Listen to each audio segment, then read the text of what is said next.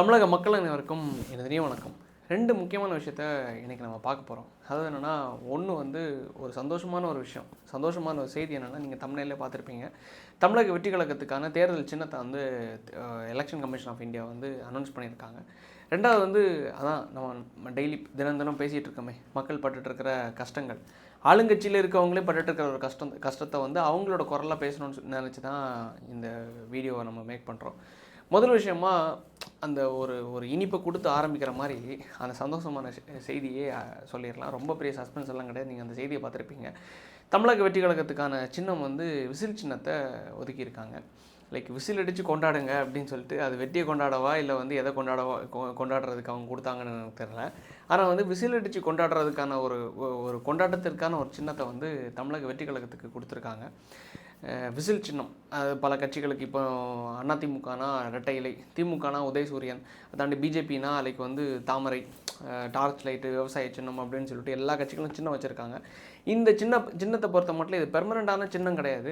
காரணம் என்ன, இந்த எலெக்ஷனில் அவங்க வந்து ஒரு பெரும்பான்மையான வாக்குகளை எடுத்து அவங்க நிரூபிச்சிட்டாங்கன்னா வந்து அவங்களுக்கான அந்த ஒரு சின்னம் வந்து பெர்மனண்ட் ஆகிரும். நீங்கள் பார்த்துருப்பீங்க, நாம் தமிழர் கட்சிக்கு விவசாய சின்னத்துலேருந்து அதுக்கடுத்து இந்த டார்ச் லைட் சின்னம் எல்லாம் மைக் சின்னம் கொடுத்து மாறின விஷயத்தை பார்த்துருப்பீங்க. அது காரணம் என்னென்னா, அவங்களுக்கான அந்த ஓட்டு விஷயம். இப்போ திமுகவுக்குனா அவங்களோட சின்னம் வந்து உதயசூரியன் தான் அப்படின்னு சொல்லிட்டு ஃபிக்ஸ் ஆகிடுச்சு. இந்த பக்கம் அதிமுகவுக்குனா அவங்களோட சின்னம் வந்து இரட்டையில தான் அப்படின்னு சொல்லிட்டு அங்கேயும் ஃபிக்ஸ் ஆகிடுச்சு. காரணம் என்னென்னா, 2 பெரிய கட்சிகளும் 30%, 35%ன்னு சதவீதங்களில் வாக்குகள் வச்சுருக்காங்க. கிட்டத்தட்ட அவ்வளோ சதவீதங்கள்னாலே நீங்கள் வந்து தமிழ்நாட்டோட ஒரு ஒரு பெருவாரியான மக்களை வந்து பெருவாரியான மக்களால் அங்கீகரிக்கப்பட்ட கட்சி அப்படிங்கிற மாதிரி ஒரு சென்றடைஞ்சனால அந்த கட்சிகளுக்கு அந்த சின்னத்தை வந்து பெர்மனெண்ட்டாக கொடுத்துட்டாங்க.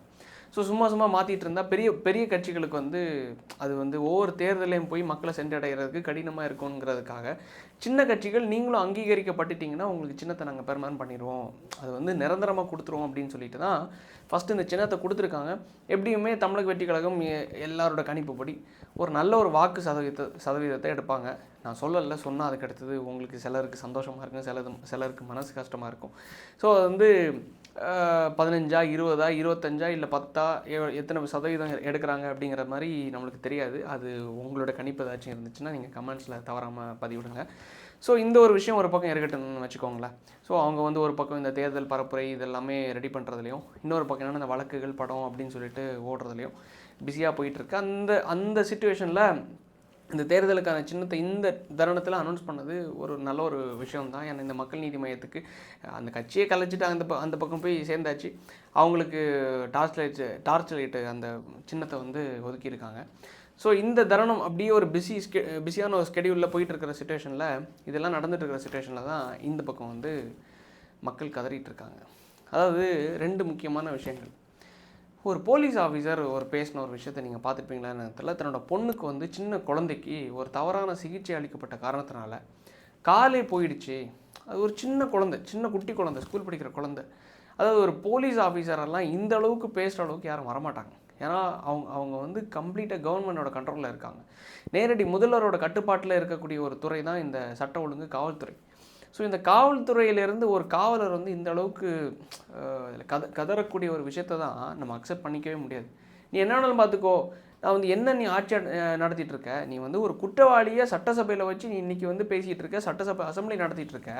ஆனால் வந்து அவரோட பாணியை நான் அந்த வீடியோ வேணால் ப்ளே பண்ணுறேன். குற்றத்தை தடுக்கக்கூடிய காவல்துறை குற்றங்களை மறைப்பாங்க.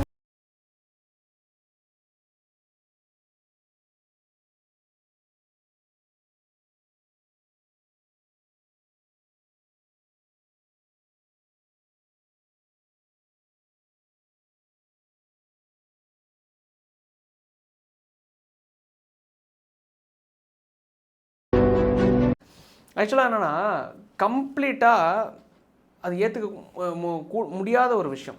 காரணம் என்னென்னா, ஒரு சின்ன பிள்ளைக்கு தவறான சிகிச்சை அளித்து எல்லோரும் என்னென்னா ஒரு மருத்துவமனைக்கு போயாச்சுன்னா நம்பி போவாங்க. சரி, இந்த அரசு மருத்துவமனைக்கு நம்ம போயாச்சுன்னா, இந்த மருத்துவமனைக்கு நம்ம போனால் நம்மளுக்கு வந்து இலவச சிகிச்சை கிடைக்கும், இல்லை நம்மளுக்கு வந்து ஒரு எப்படி சொல்கிறது, ஒரு சலுகைகள் கிடைக்கும், அரசு சலுகைகள் கிடைக்கும் அப்படின்னு சொல்லிட்டு தன்னோட பிள்ளையை நம்பி ஒரு மருத்துவமனைக்கு நீங்கள் எடுத்துகிட்டு போகும்போது, அந்த தருணத்தில் தன்னோட சின்ன குழந்தை அது திருப்பி வரப்போகிறது கிடையாது. அந்த பிளாஸ்டிக் அந்த ஒரு கால் வச்சுருக்காங்க, சின்ன குழந்தைக்கு ஒரு காலே போயிருக்கு, ஒரு தவறான சிகிச்சையின் அடிப்படையில் இப்படி பண்ணியிருக்காங்கன்னா கதறாமல் யார் என்ன பண்ணுவாங்க? அந்த லட்சணத்தில் இருக்குது இந்த தமிழக அரசாங்கம், தமிழ்நாட்டோட இந்த சுகாதாரத்துறையும். லைக் வந்து இன்னொரு விஷயம், லைக் வந்து பட்டியலினத்தவர்களுக்கு இந்த திருமாவளவன் அவர்களை ஒரு ஜாதிய கட்சியோட தலைவர்னு சொன்னனால இந்த பக்கம் யார் ராசா அவர்கள் அந்த ஒரு ஒரு மின்னாம்பலம்னு நினைக்கிறேன், அந்த சேனலில் வந்து இவரை அப்படி சொல்லியிருப்பார். அதாவது என்னென்னா, திருமாவளவன் அவர்கள் வந்து அந்த தாழ்த்தப்பட்ட மக்களுடைய பிரதிநிதியாக இருக்கார், அவர் வந்து ஒரு ஜாதிய கட்சி வச்சுருக்காரு அப்படிங்கிற மாதிரி போர்ட்ரேட் பண்ணி டேரெக்டாக பேசியிருந்தார். ஸோ எப்படி நீங்கள் வந்து இப்படி பேசலாம் அப்படின்னு சொல்லிட்டு அந்த திருமாவளவன் அவருடைய கட்சி, அதாவது விடுதலை சிறுத்தைகள் கட்சியிலேருந்து ஒரு மிகப்பெரிய ஒரு பேரணி வந்து இப்போ நடத்தியிருக்காங்க. லைக் எதுக்குன்னா, இந்த திமுகவுடைய துணை பொதுச் செயலாளர் திரு ராசா அவர்களை வந்து நாங்கள் கண்டித்து ஒரு மிகப்பெரிய ஒரு ஆர்ப்பாட்டத்தை, நடைபயணத்தை நாங்கள் மேற்கொள்கிறோம் அப்படின்னு சொல்லிட்டு ஒரு நடைபயணத்தை மேற்கொண்டிருக்காங்க. நான் கேட்குற ஒரு கேள்வி என்னென்னா, சரி ராசா அவர்களை நீங்கள் கண்டிக்க தெரியுதில்ல, திமுகலேயே அதே திமுகலேயே உங்கள் தலைவரை கண்டித்தோன்னே நீங்கள் எல்லாரும் இந்தளவுக்கு கொந்தளிக்கிறீங்க இல்லை, அதே திமுகவில் ஒருத்தர் வந்து தன்னோட வீடை அடமானம் வச்சு, சொத்தை அடமானம் வச்சு, பணத்தை எல்லாம் சேர்த்து நலத்திட்ட உதவிகள் செய்கிறதுக்காக ஒரு ஒரு ஒரு ஈவெண்ட் ஒன்று ஆர்கனைஸ் பண்ணியிருக்கார். மேடையெல்லாம் போட்டு பரிசு பொருட்கள்லாம் வாங்கி ஈவெண்ட் ஒன்று ஆர்கனைஸ் பண்ணியிருக்காரு.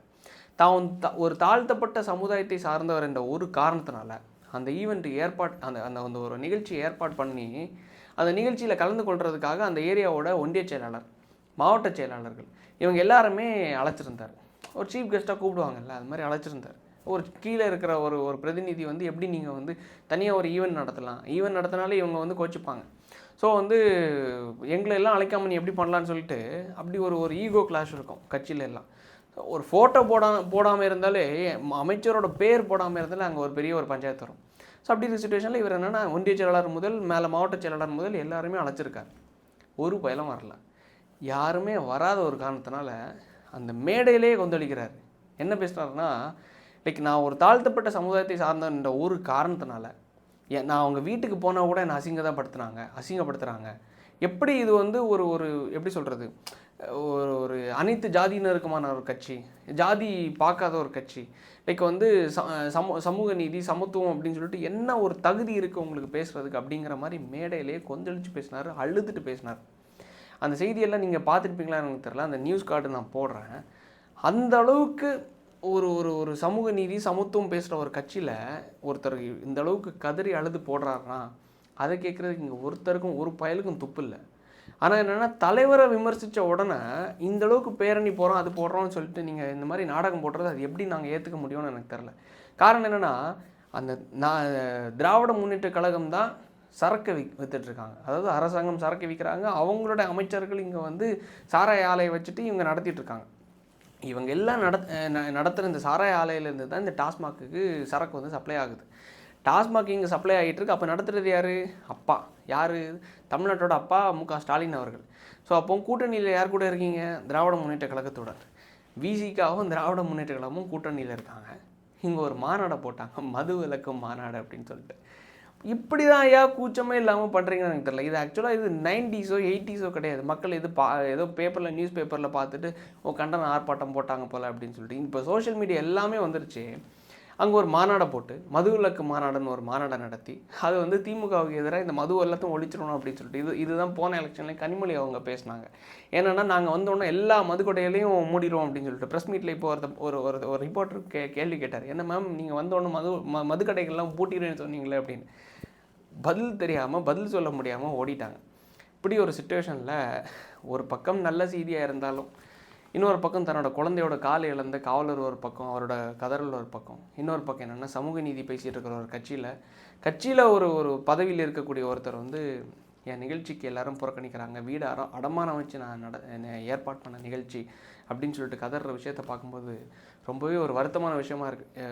ஒரு ஒரு ரொம்பவே எப்படி வர்ணிக்கிறதுனே எனக்கு தெரில. ஏன்னா இன்னொரு பக்கம் விசில் சின்னம் கிடச்சிருச்சு, நமக்கான இந்த தேர்தல் வேலையை பார்க்க ஆரம்பிச்சிடலான்னு சொல்லிட்டு ஒரு பக்கம், குழந்தையோட காலை இழந்து என் வேலை போனாலும் பிரச்சனை இல்லை அப்படின்னு சொல்லிட்டு கதறக்கூடிய அப்பாவோட அந்த வலி இருக்கே, ஒரு அரசு உத்தியோகம்னா எல்லாரும் என்ன நேற்றுக்கு நேரு அவர்கள் கிட்டத்தட்ட 340 பேருக்கு 7 லட்சத்துலேருந்து 1 கோடி ரூபா வரைக்கும் லஞ்சம் வாங்கிட்டு வேலை போட்டு கொடுத்தாரு அப்படின்னு சொல்லிட்டு இடி வந்து அவங்க மேலே வழக்கு பதிவு பண்ணணும்னு சொல்லிட்டு டிஜிபிக்கு உத்தரவு அளிச்சிருக்காங்க.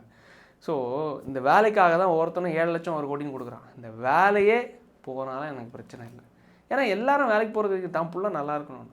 தான் பிள்ளையோட காலை போனதுக்கப்புறம் உனக்கு இந்த வீணாக போன ஒரு மருத்துவமனையில் கொண்டு வந்தனால என் பிள்ளையே இன்றைக்கி கால் இந்த சுச்சுவேஷனில் இருக்கும்போது ஒரு தந்தை நான் சொல்ல முடியல. சரி, ஓகே, நல்லதே நடக்கும், நல்லதே நடக்கட்டும், நல்லதே நினைப்போம். நன்றி, வணக்கம்.